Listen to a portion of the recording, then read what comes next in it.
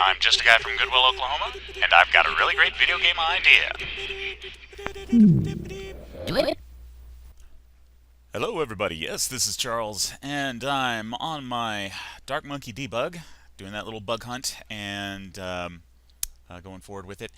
I've got, it's been quite a while since I've last posted, mainly because in real life I've been tidying up my house, getting taxes done for the start of the tax season, though I don't really have much to worry about, and, other such in real life things to not only keep me afloat, but to, just keep going. So I've been off of the project for quite a while. Really, the only change to make of note is that I have taken Nilo's source and I've gone ahead and dropped the import as a jar, grabbed the source, popped it in there to make this bug hunt faster.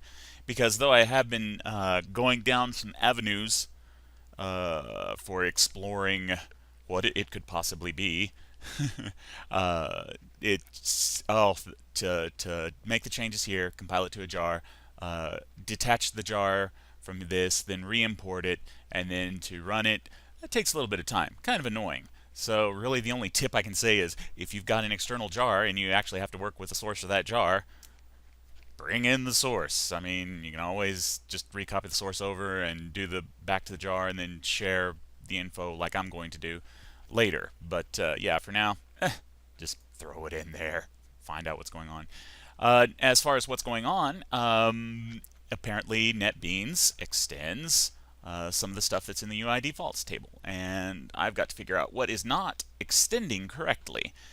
So I've got these clues. I know that the things that are extended have an nb dot, an nb dot string in the UI defaults, and so for me to call a printout on the defaults table at any point in the loading of Darkmonkey is pointless because that happens before NetBeans is up and running, I believe. Not real sure. Anyway, my experiment will be to see if I can register an action with NetBeans, like refactor, right? And see if I can register an action with NetBeans, but not have it take up menu space or icon space. So that's going to be the next tip. This is just really update of where I'm at, what I'm doing today. And you'll notice that there's a lot of errors. This was off of a clean and build. It still runs just fine. But yeah, that clean and build errors, I'm going to have to see if that, as part of the bug hunt, to see if that's really anything that's important. Because it's just grumbling that, hey, it's generic. And I'm like, well, yeah, it's generic.